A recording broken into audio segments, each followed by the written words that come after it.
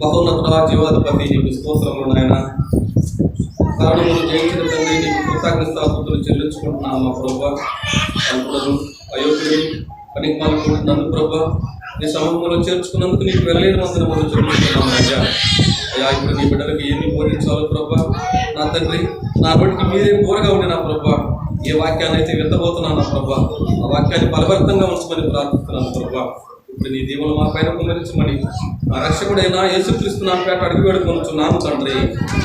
ఆమె మన 31st అమెరికాలో అప్పుడు జరిగింది గుర్తుందా? అది కూడా ఇప్పుడు టీవీలో హ్యాడ్ చేస్తున్నారు. సెలబ్రిటీలు మొత్తం కలిసి, సెలబ్రిటీలు అంటే మంచి హోదా కలిగిన వాళ్ళు, అందగత్తెలు, తమిళ హీరోలు, హిందీ హీరోలు, తెలుగు హీరోలు మొత్తం కలిసి అమెరికాలో కూర్చొని విందు చేసుకుంటున్నారంట. ఏం విందు? అన్ని పలహారాలు పెట్టుకొని విందు చేసుకుంటున్నారంట. విందు చేసుకున్న తర్వాత ఒకడ భార్యతో ఒకడు సాంగత్యం చేస్తూ ఉన్నారంట. సాంగత్యం చేసి అయిపోయిన తర్వాత ఎవరు గొప్ప, నువ్వు గొప్ప, నేను గొప్ప, నువ్వు గొప్ప, నేను గొప్ప అనుకుంటా ఉన్నారంట. దేవుడు లేనే లేడన్నారు.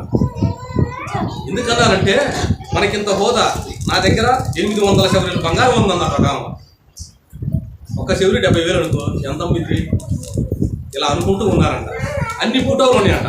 అందరు దేవునికి ఓట్లు వేశారంట, కానీ యేసు ప్రభుకి మాత్రం ఒక్క ఓటు కూడా వేయలేదు. వేయిపోయేసరికి అప్పుడు వాళ్ళు అంటున్నారంట, యేసు ప్రభు పటంకి చూసి అంటున్నారట, జీసస్ అండ్ జీరో, యేసు ప్రభుకి ఏమీ లేదు, జీసస్ అండ్ జీరో అని చెప్పేసి సాంగత్యం చేసి వెళ్ళిపోయారు. వెళ్ళిపోయిన తర్వాత ఏం జరిగింది? అమెరికా ఒక చుడిగాలి పుట్టి, ఎవరు అగ్ని వేయకుండా చుడిగాలి నుంచి అగ్ని వచ్చి అమెరికా సగం కాలిపోయింది. ఎవరు అగ్ని పొలం ముట్టించి వేయలా, కాలిపోయేసరికి ఆ దేశ ప్రధాని ట్రంప్ ఏం చేసినట్టు కనుక్కొని ఇంట్లోకి వెళ్ళి మోకరించి ప్రార్థన చేశాడు.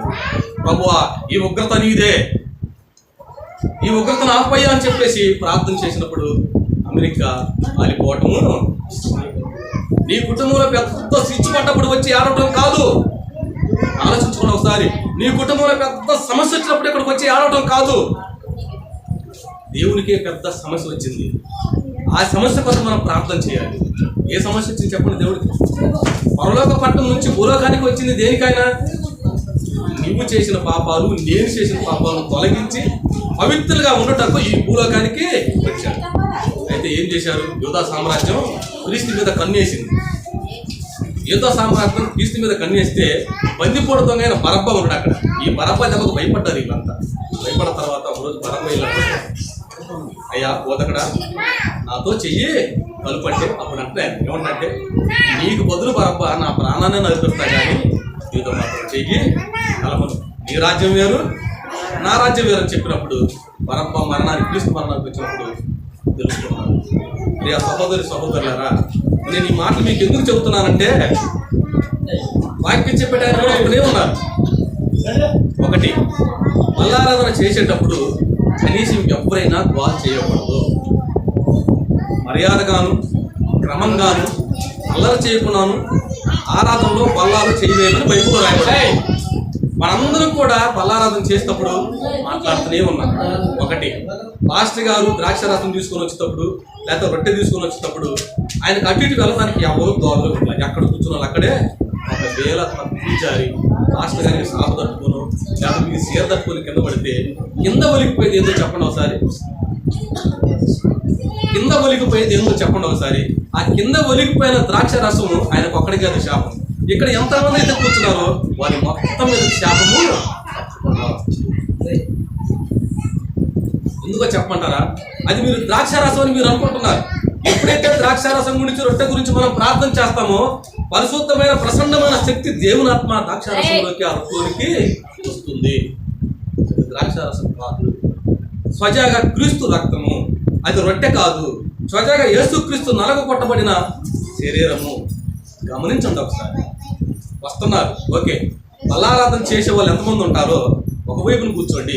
బల్లారాధన చేయని వాళ్ళు ఒకవైపు, లేకపోతే అందరు కలిసి కూర్చున్నారు అనుకోండి, పాస్టర్ గారు వచ్చే సమయానికి మీరు కొంచెం గ్యాప్గా కూర్చోండి.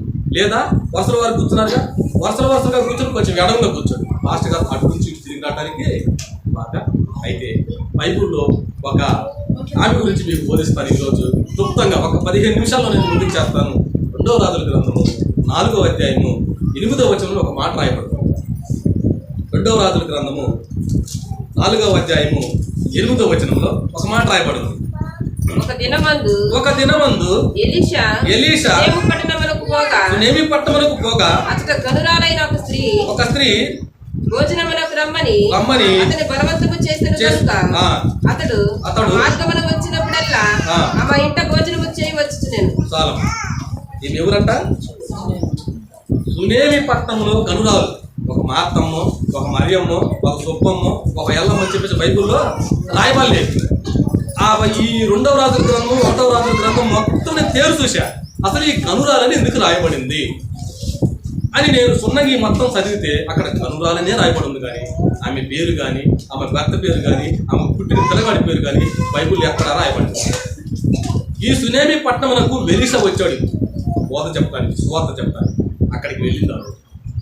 ఎలీషా గారు చెప్పే బోధను విని ఆమె ఆలోచించుకుంది. ఏమని ఆలోచించుకుందంటే, నా సమస్య తీరిపోవాలంటే, నా కార్యం నెరవేరాలంటే ఇలాంటి భక్తుల దగ్గరకు నేను వెళ్ళాలి.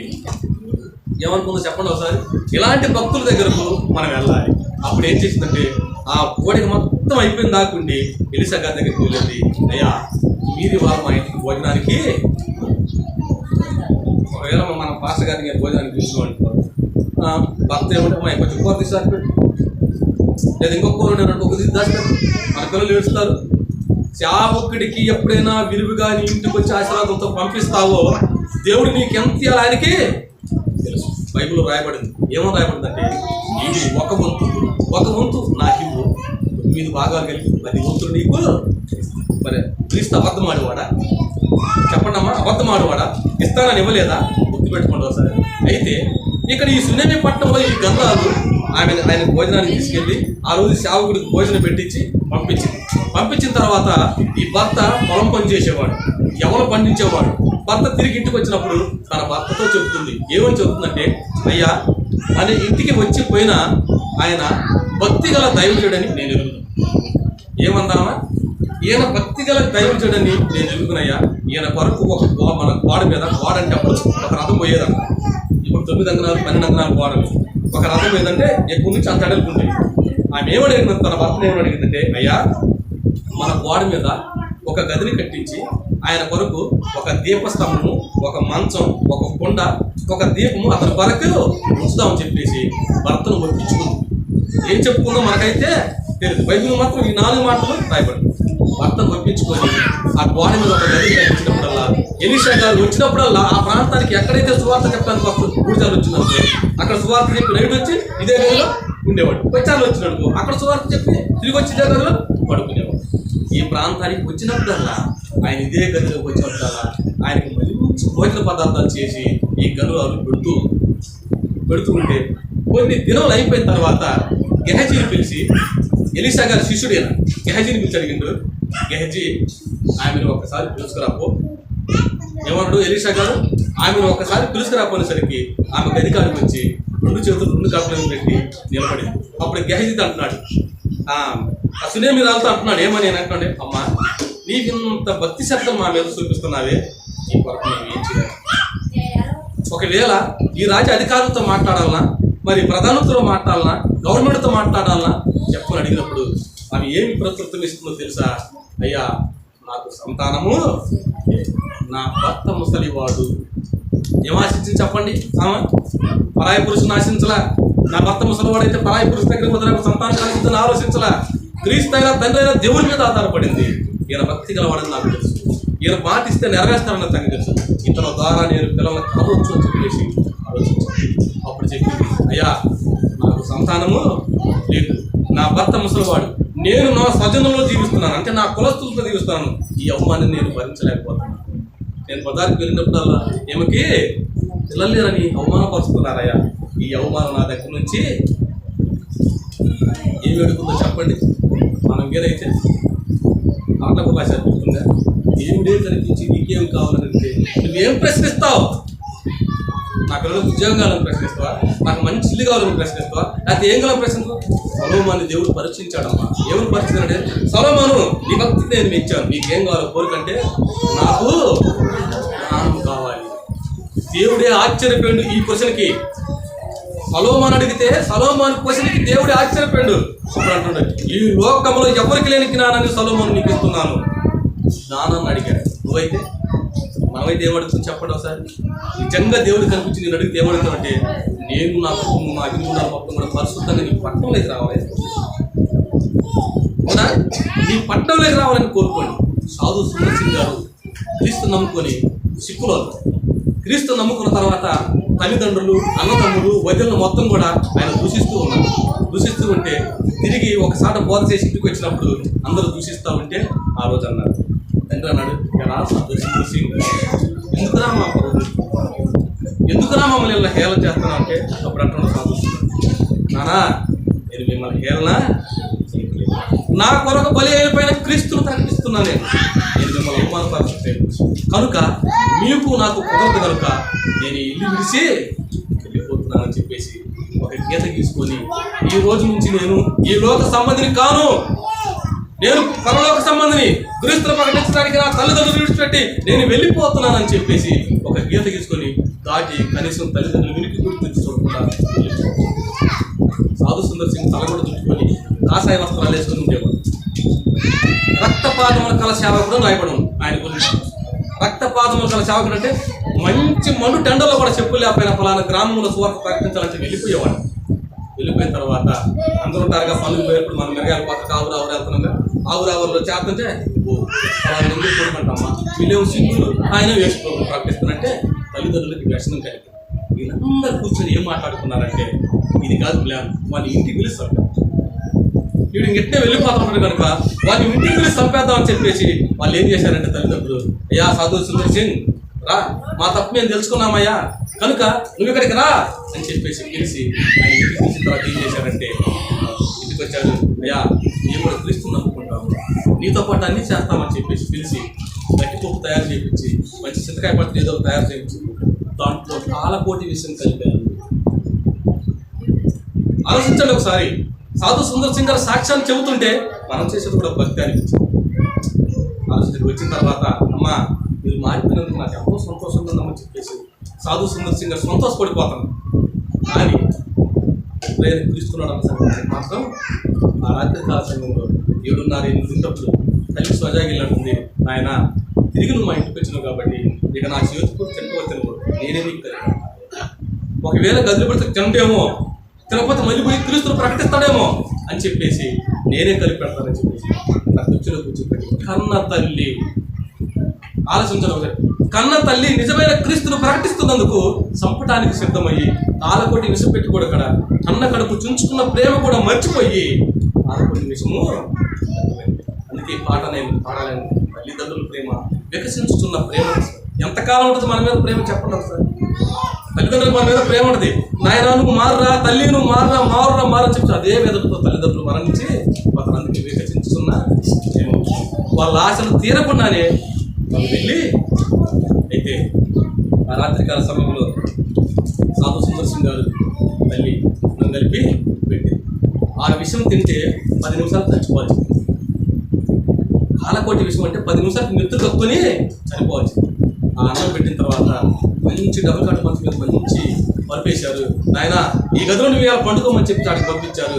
గదికి కలిపేశారు, ఇటు గదికి గడిపెట్టారు, అటు గదికి గడిపెట్టారు. ఎందుకని ఒకవేళ స్త్రీతో బయటకు వస్తే అందరూ చూస్తారేమో అని చెప్పేసి ఈ కిటికీలు కూడా మొత్తం మూసేసి తలుపులకి బయట గడిపెట్టారు. బయట గడిపెట్టిన తర్వాత 4 అన్నలు 4 వదనలు తల్లిదండ్రులు కిటికీ కాడికి రావటం, తాపకాసారి తొమ్మిది చోట్ల కూర్చొని ఉన్నారు, తాపకాసారి 9 చోట్ల కూర్చొని ఉన్నారు. ఆయన అన్నం తిని అయిపోయిన తర్వాత ఏం చేస్తాను, ఆకాశం చేతులు ఎత్తి తండ్రి దేవుడితో మాట్లాడుతున్నారు, తండ్రి నా ఇంటికి నన్ను తిరిగి మాట్లాడుతున్నాను, నా తల్లిదండ్రులు మారలేదన్న సంగతి నాకు తెలుసయ్యా. ఏమంటున్నారు సాధు సుందర్ సింగ్? కానీ వీళ్ళు చేసేదని అట్లా నేను గమనించాడు. నా తల్లిదండ్రులు మారలేదన్న సంగతి తెలుసయ్యా, నా మరణంతో నేను వీళ్ళు ప్రార్థన చేసిపోయి ఆమెతనే కళ్ళకట్ట మనిషి మీదకి వెళ్ళి నిండో తప్పటి కప్పుకొని వీళ్ళు కూడా అంచేపు అంచుతారు, ఎదురు చూడలేదు. వీళ్ళు కొన్ని ఎదురుగారు ఎలా తన అన్నం చేసి ఇల్లు చూసరికి లేదు, నేడు తీసుకొని పండుకోండి. ఆయన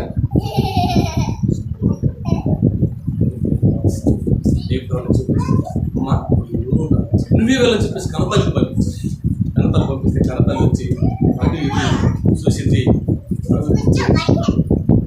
ఎందుకంటే చెప్పండి తల్లి, చెప్పండి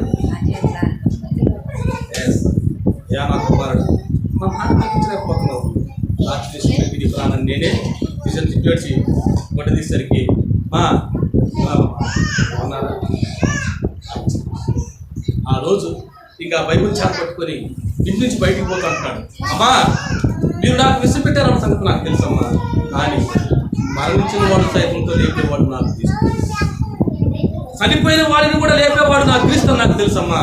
నేను ఇక మీదట మీకు రాను, మీరు నా తల్లిదండ్రులు కాదు, నేను మీ కుమారుణ్ణి. అప్పుడు తండ్రి పిలిచాను, అయ్యా సాధు సుందర్ సింగ్, మేము ఎంతమంది దేవుని ప్రార్థన ఆరాధించమయ్యా, కానీ మాకు ఎవరు ప్రత్యుత్తరము ప్రత్యక్షంలో క్రీస్తు మంచోడు కాబట్టి మేము కూడా రక్షణ పొంది నీతో పాటు ప్రార్థన చేస్తామని చెప్పేసి కుటుంబం మొత్తం కూడా రక్షణ పొంది ఇప్పుడు సాధు సుందర్ కుటుంబం మొత్తం కూడా క్రీస్తునే. నీ కుటుంబంలో నీ భర్త మార్చుకొని చేత అవుతుందా నీకు? నీ కుటుంబంలో నీ భార్య మార్చుకొని చేత అవుతుందా నీకు? నీ కుటుంబంలో నీ కొడుకుని మార్చుకొని చేత అవుతుందా నీకు? నీ కుటుంబీకులతో నువ్వు కలిసి ప్రార్థన చేయడానికి నీకు అవకాశం ఉందా చెప్పండి ఒకసారి. ఎందుకని లేదు తెలుసా? మనలో విశ్వాసము, దేవుడు మనకి కార్యం చేస్తాడని నిరీక్షణ కూడా మనలో లేదు. కనుకనే మన కుటుంబాలు చెల్లా చెదరయ్యి ఎప్పుడైతే నిజంగా కూర్చొని ప్రార్థన చేస్తావో, ప్రభువా నాకు ఆస్తులు అంతస్తులు ఐశ్వర్యం నాకు ఏమీ అవుతాయా, నా కుటుంబం మొత్తం కూడా నీతో పాటు ఏకీభవించి ప్రార్థనలో ఉండాలి. నా కుటుంబం మొత్తం కూడా మరణించినప్పుడు నీ పరలోక పట్టణంలో మేము ఉండాలి. అందుకే ఈశ్వరి గారు ఏం కోరుకుంది, అయ్యా నాకు సంతానం లేదు అని అప్పుడు అంటాడు. ఎలీషా గారు అంటాడు కూర్చొని, అమ్మ వచ్చే మాసానికి ఇదే నెలలో నువ్వు బిడ్డనెత్తుకుంటావు అన్నప్పుడు అంటుంది. అక్కడి నుంచి కొంచెం దగ్గరికి వచ్చి అంటుంది, నా ఏలినవాడా నన్ను భ్రమ పెట్టవద్దు.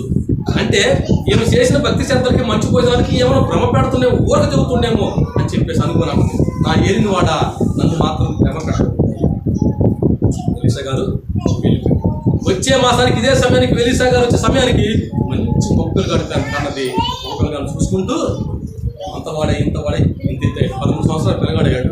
ఒకరోజు తండ్రితో పాటు పొలానికి వెళ్ళి అక్కడ ఏం జరిగిందో తెలియదు, నానా నా తలపోయిను నానా నా తలపోయిను వేడుస్తుంటే ఒక పనివాణ్ణి పెట్టి ఇంటికి పంపించి, తండ్రి ఇంటికి పంపించి వాళ్ళ అమ్మకాడు వదిలిపెట్టినామని వచ్చేసరికి ఏమేం చేసిందంటే ఒక కాలు ముడుచుకొని ఒక కాలు చాపుకొని ఎవరు విసురుతూ ఉంది. ఇంటికి వచ్చేసరికి ఏం విసురుతుంది, ఎవరు విసురుతునేసరికి అమ్మ అయ్యగారి దగ్గర ఏమైనా గొడవ చేస్తామని ఇంటికి పంపించాడని చెప్పి కాలు మడుచుకున్న తొడ మీద తల పెట్టుకొని పిల్లగాని పండుకోబెట్టింది.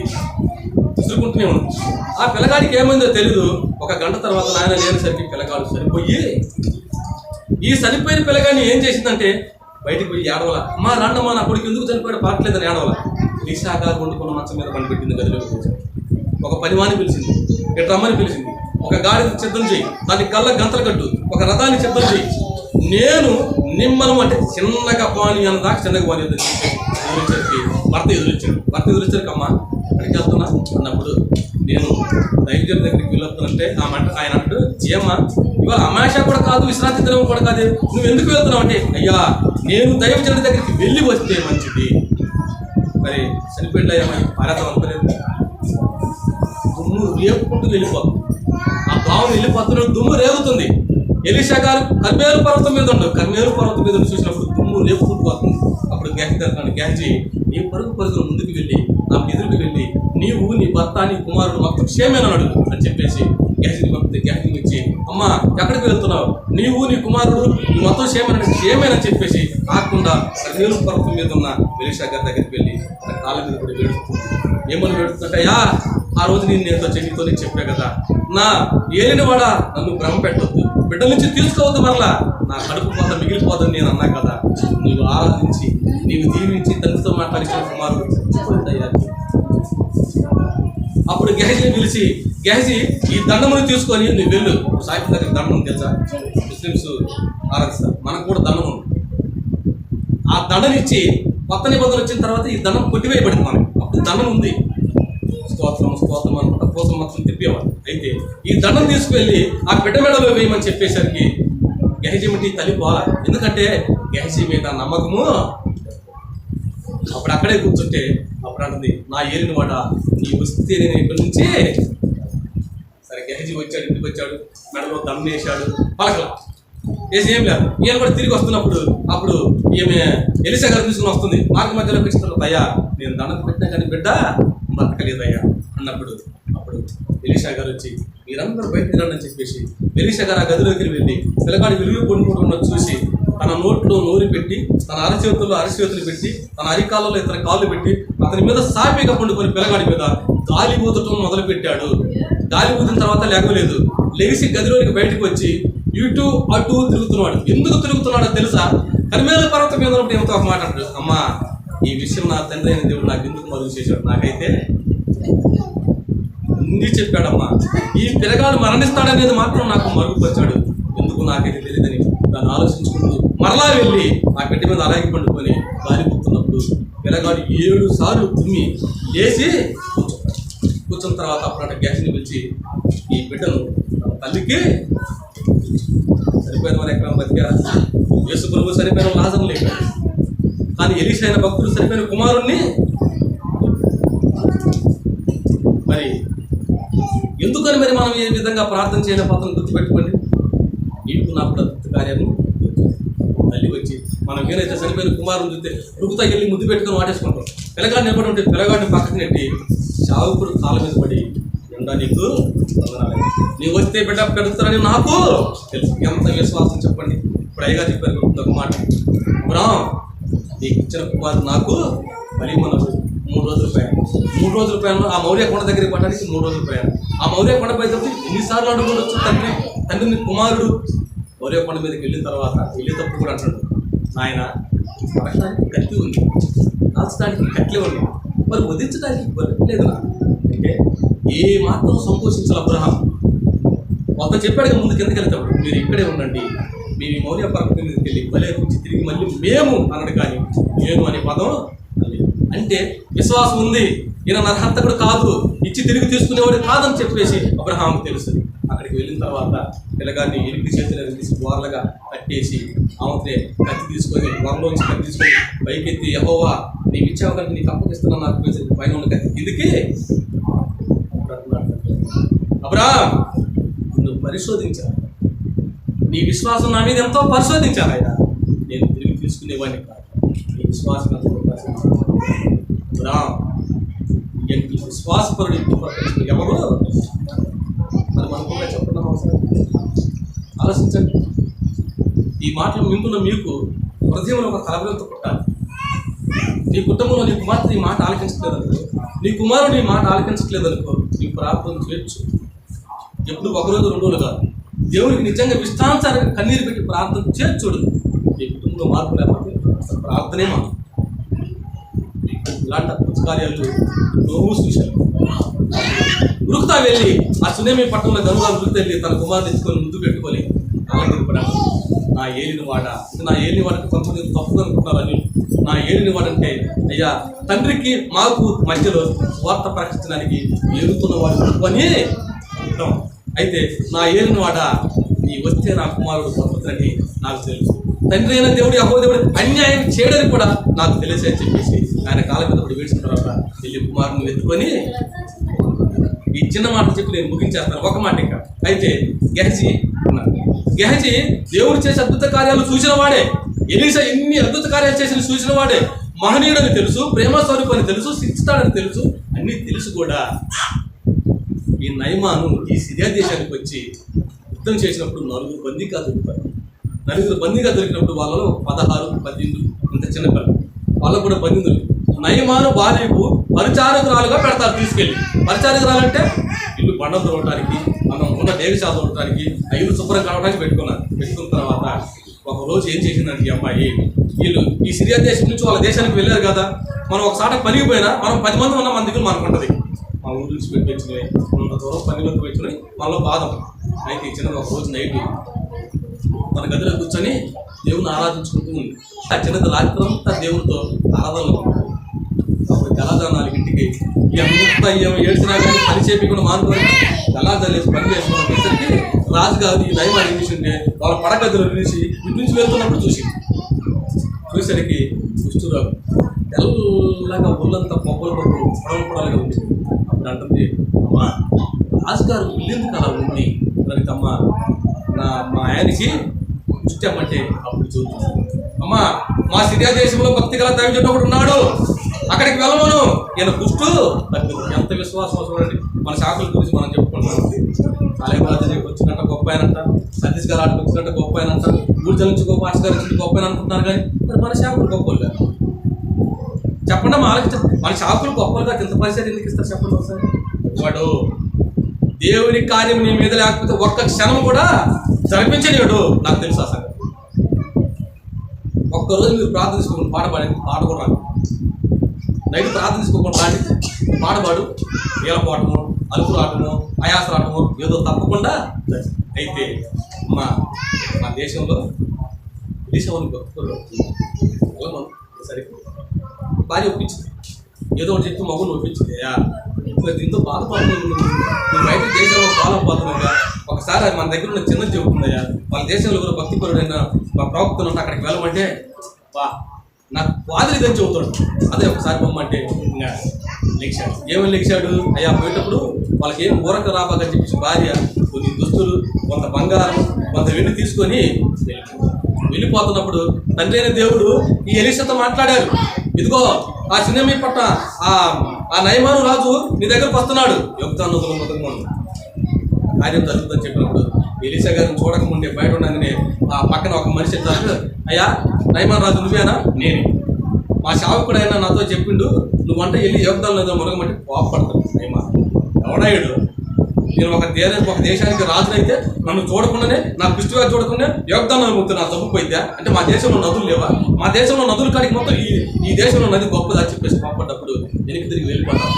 ఆ పరివారంలో కొంతమంది అంటారు, అయ్యా మన దేశంలో నదులన్నీ మునిగిలుగా, ఏదో మరి ఆయన నేను చూడలేదుగా, ఈ నదిలో మునగమంటగా ఒకసారి వెళ్ళి చూడు అని అంటే పాపం తగ్గించుకొని యోగ్దా నదికి వెళ్ళి బట్టల మొత్తం పులుచుకొని మనకు అంగి కట్టుకొని వెళ్ళిన తర్వాత 6 సార్లు మునిగి లేచిన తర్వాత 7వ సారి మునిగి లేసరికి పసి పిల్లగాడి శరీరం కూడా చూడండి.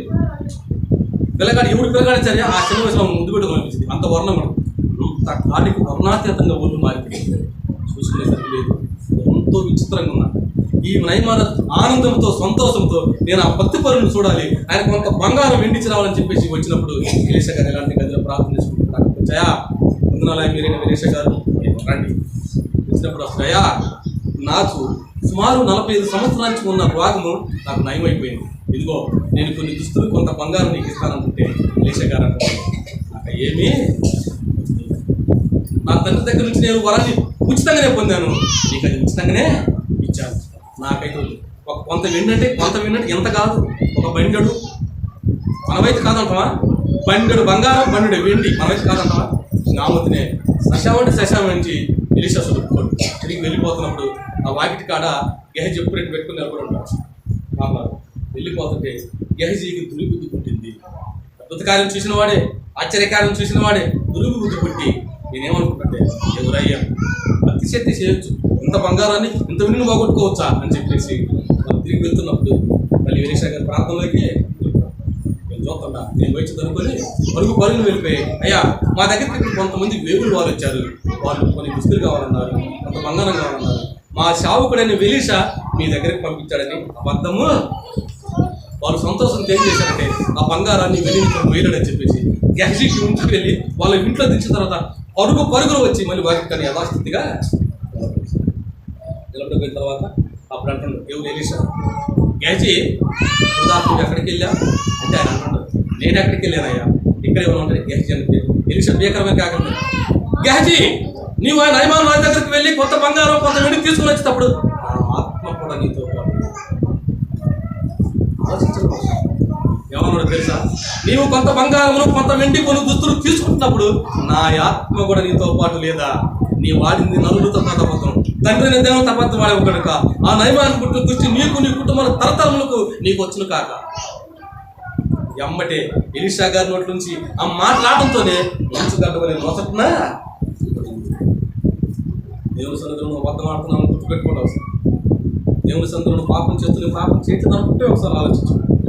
కానీ దేవుడు రక్షించేవాడు అనుకుంటున్నానేమో, కఠినంగా శిక్షించేవాడు. అందుకే వద్దరికి చూస్తారు, ఎన్నిసార్లు గద్దించినా లోబడికి ఉంటివి, హఠాత్తుగా నాశనమే రాక మానుకుందునా. ఆ నాశనం రాకముందే నువ్వు గమనించు, ఆయన కోపానికి నీ ముందుకు రాకముందే గమనించు, ప్రార్థనలో ఏకీభవించు. వేళ తన తప్పు చేసి ప్రభా నీకు విరుద్ధంగా నేను ఒక స్త్రీ వచ్చి వాక్యం ఉన్నది, వాక్యం విని ఇంటికెళ్ళిన తర్వాత పాస్టర్ గారు మీరు భోజనాన్ని ఇల్లంతా పొగలు ఎగుతున్నాయంట. పొగలు ఎత్తుతుంది ఇదేంద్ర నన్ను ఇంటికి రమ్మంది, ఇంట్లో నుంచి పొగలు ఎత్తుని పాస్టర్ గారు బరుగు చూసరికి అంత ఎత్తున కొట్టేసి నిప్పు పెట్టి తగలబెడుతుందంట. ఏంటి చేసి తగలబెడుతున్నామంటే ఇది నా చీరం పాస్టర్ కాదు. మరి ఎందుకు తగలబెడుతున్నామంటే నా భర్తను మోసం చేసి అక్కడ సంబంధం పెట్టుకొని ఒకటి శాతం తెప్పించుకున్న చీరలు నేను వాక్యాన్ని విన్నాను, నేను తెలుసుకున్నాను, ఇవి నాకు వద్దు అనుకున్నాను, అక్కడ పెట్టానండి. అప్పుడు ఈ పంటశాలలో కూడా ఈ బుడతని వేయకూడదు, మహాపాపం తీసుకొచ్చి ఉరి కాలంలో కనుక నా ప్రేమిటువంటి సహోదరి సహోదరులారా, వాక్యము రెండంచులుగా కటకం లాంటిది గుర్తుపెట్టుకోవాలి సార్. నీవు నేను కూడా ఇలాంటి పరిశుద్ధమైన కార్యాలు చూడాలంటే, ఇలాంటి ఆశ్చర్య కార్యాలు చూడాలంటే నిత్యము నువ్వు ప్రార్థన చేస్తే నువ్వు ఇలాంటి ఆశ్చర్య కార్యాలు. కనుక ఊడిచర్లో 7, 8, 9 మీటింగ్లు ఉన్నాయి, వినుకొండలో మీటింగ్ ఉంది, ఇక్కడ క్యాన్వీసింగ్ గారు వస్తుండ్రు, ఇక్కడ ఇమ్మనేలు గారు వస్తుండ్రు. మన సంఘానికి తెలియజేయమని చెప్పారు. ఒకరోజు వస్తారు, పాంప్లెట్లు కూడా ఇస్తారు. వినుకొండ పాంప్లెట్లు ఆర్డర్ దగ్గర మన దగ్గర వచ్చి మీకు కూడా ఇచ్చారు. రాజశేఖర్ గారిని ప్రతి సంవత్సరం వాళ్ళిద్దరిని పిలిచి పెట్టిస్తా ఉన్నారు. వినుట వలన విశ్వాసం కలుగుద్ది. ఏం చెప్తే నేను ఏంది అనుకోవటం మన వచనం కాదు. వింటే విశ్వాసం వస్తుంది. విశ్వాసం నుంచి దేవుని ప్రేమ నీలో వెల్లడించిపోతుంది. కనుక దేవుడి మాటలు దీవించుగాక. కళ్ళు మూసుకొని ప్రార్థన చేసుకుందామండి. ఎవరు మౌనంగా ఉండొద్దు. ఈ జీవితంలో జరిగిన అద్భుత కార్యాలు కానీ, వేదనలైనా బాధలైనా సరే, ఈ మధ్యాహ్న కాల సమయంలో తండ్రితో ప్రార్థించుకున్నాను. ప్రభు ఎలీషాకి ఇచ్చిన మంచి ఆత్మ నాకు ఇవ్వండి. తండ్రి పట్టణంలో ఉన్న గనురాలకు ఇచ్చిన ఆత్మ నాకు ఇవ్వండి. తండ్రి నయమాన్ దగ్గర చిక్కుపడ్డ చిన్నదాని ఆత్మ నాకు ఇవ్వండి. నీ గురించి నేను ప్రకటించాలయ్యా. నీ గురించి అనేకమైన స్థలంలో ప్రభావ నీ గురించి గొప్పలు నేను చెప్పాలి ప్రభావ. నా కుటుంబం అర్థం ఉన్న ప్రభావ ఈ మధ్యాహ్న కాల శ్రమలమయ్యా. నా కుటుంబానికి నా తండ్రి దుఃఖకాంతం అయిపోతాను. ఈ లోకంలో ఎవరు తీర్చలేని రోగంతో నేను బాధపడుతున్నానయ్యా. నా రోగం చూపించేయాలి. నా తండ్రి ఈ లోక సంబంధంగా పంట వేసుకున్నాను ప్రభావ. సరైన పంట రాలేదు ప్రభావ. తెగులతో నాశనం అయిపోయింది ప్రభావ. అప్పుల బాధలు ఉన్నామేం ప్రభావ. అయ్యా మమ్మల్ని జ్ఞాపకం చేసుకోనండి, మమ్మల్ని జ్ఞాపకం చేసుకోనండి అని చెప్పేసి మీరు ఎవరైతే ప్రార్థన చేస్తారో దేవుని ఆత్మ మీ మీదకి వస్తుంది. దేవుడి ఆత్మ మన మధ్యలో ఉంది, ప్రతి ఒక్కరిని తాకబోతుంది. ఆ తండ్రి కృప మీ మీదకి వస్తుంది. ఆ సహోదరి సహోదరులను జ్ఞాపకం చేసుకుంది. దేవానికే స్తోత్రం, దేవానికే స్తోత్రం. మహోన్నతుల జీవాధిపతి నీకే స్తోత్రం ప్రభా. ఈ మధ్యాహ్న కాల శ్రమలు ప్రభా నీ సన్నిధిలో నిలబెట్టుకున్నా ప్రభా. ఇంత గొప్ప మాటలు మా నోట పలికించినందుకు నీకు వెళ్ళలేని మందిరంలో చెల్లిస్తున్నాం రాజా. అయ్యా నీ కుమారుడిని నువ్వు కుమార్తెలకు జ్ఞాపకం చేసుకున్నాడు ప్రభా. నీ మందిరానికి వచ్చిన్నారు ప్రభా, జ్ఞాపకం చేసుకున్నాడు. ఒకవేళ తెలియక పాపం చేసుకుంటే ప్రభా ఈ మధ్యాహ్న కాల శ్రమలు ప్రభా నీ ఆత్మను వారి వారి కుమ్మని ఉంచుకొని ప్రార్థిస్తున్నాను. వారితో మీరు మాట్లాడమని ప్రార్థిస్తున్నాను ప్రభా. ఒకవేళ కుమారుడు ప్రభా తల్లిదండ్రుల మాట వెనకనా ప్రభా ఈ లోకాశలో పడిపోయి ఉన్నారని ప్రభా జ్ఞాపకం చేస్తుంది. వాళ్ళ కుటుంబంలో గొప్ప అద్భుత కార్యాలు చేయండి నా దేవానికి స్తోత్రం. నేను రోగంతో ఉన్నారే ప్రభా మీరు స్వస్థపరచండి దేవానికి స్తోత్రం. అయ్యా అప్పుల బాధలో ఉన్నారేమో ప్రభా నా తండ్రి ఈ మధ్యాహ్న కాలశ్రమంలో ప్రభా అప్పుల బాధ నుంచి విడుదల చేయమని ప్రార్థిస్తున్నామయ్యా. నీకు వందనములు తండ్రి, నీకే స్తోత్రం ప్రభా. నా తండ్రి ఇప్పుడు వరకు నీ బిడ్డలు ప్రభా చక్కని వాక్యం నేను ఉన్నారు ప్రభా. తిరిగి వారి గృహాలకు వెళుతున్నారు ప్రభా. గృహానికి వెళ్ళినప్పుడు ప్రభా ఈ వాక్యాన్ని ప్రభా విడవకూడదు నా ప్రభా. ఈ వాక్యాన్ని జ్ఞాపకం చేసుకుంటున్నా ప్రభా. అనేక మందికి ప్రభా ఈ స్వార్థను చెప్పిన ప్రభా, అనేక మంది హృదయాలు మార్చిన ప్రభా ఈ మందిరానికి నడిపించే మంచి మనసు ప్రతి ఒక్కరికి దయచేసి మనం ప్రార్థిస్తున్నాం. దేవా నీ రాకడ సమీపమైంది ప్రభా. ఇంకెన్ని రోజులు లేదు ప్రభా. నీ రాకడ సమీపమైంది ప్రభా. నీ రాకడ మాకు కల్లారా మేము చూస్తున్నాం ప్రభా. అయ్యా ఇప్పటికైనా సరే మేము మనసులు మార్చుకోవచ్చు ప్రభా. నీ ఎంతో భయభక్తులు కలిగి జీవించే కృపను మాకు దయచేసి మనం ప్రార్థిస్తున్నాం ప్రభా. అయ్యా ఆ కఠోరమైన అగ్నిలో ప్రభా నిత్యమైన అగ్నిలో మేము పడకూడదు ప్రభా. మా మనోనేత్రములు తెరబడాలి ప్రభా. మా అంతరంగానికి మార్చబడాలి ప్రభా. మా హృదయం మార్చబడాలి ప్రభా. నీకు స్తోత్రమయ్యా. ఈ లోక ధనాన్ని చూసి ఆశపడుతున్నామే ప్రభా. ఈ లోక బలాన్ని చూసి ఆశపడుతున్నాం ప్రభా. జనబలాన్ని చూసి అంతరించిపోతున్నాం ప్రభా. జ్ఞాపకం చేసుకున్నాం అయ్యా. జనబలం కానీ డబ్బు బలం కానీ ఈ లోకంలో ఏమీ చేయలేదని మాకు తెలుసు ప్రభా. నా తండ్రి నీ కృపను మా పైన ఉంచండి, నీ ఆత్మను మా పైన ఉంచండి. ఇక్కడ కూర్చున్న ప్రతి ఒక్క బిడ్డతో మీరు మాట్లాడండి దేవానికి స్తోత్రం ప్రభా. ఏ సమస్యలో ఉన్నారు ప్రభా మాకు తెలియదు ప్రభా. అయ్యా నీవు హృదయ రహస్యములు విరిగిన వాడి కనుక ప్రభా మధ్యాహ్న కాల సమయంలో మేము చేసే ప్రార్థన వ్యర్థమైపోకూడదు ప్రభా. నా తండ్రి నీ బిడ్డల పైన నీ జీవనం మెండుగా కుమరించమని ఈ మధ్యాహ్న కాల జీవంతో సమృద్ధిగా నింపమని ఆ రక్షకుడైన యేసుక్రీస్తు నామమున పేట అడిగి వేడుకొనుచున్నాము తండ్రి. ఆమేన్. అందరికీ వందనాలు.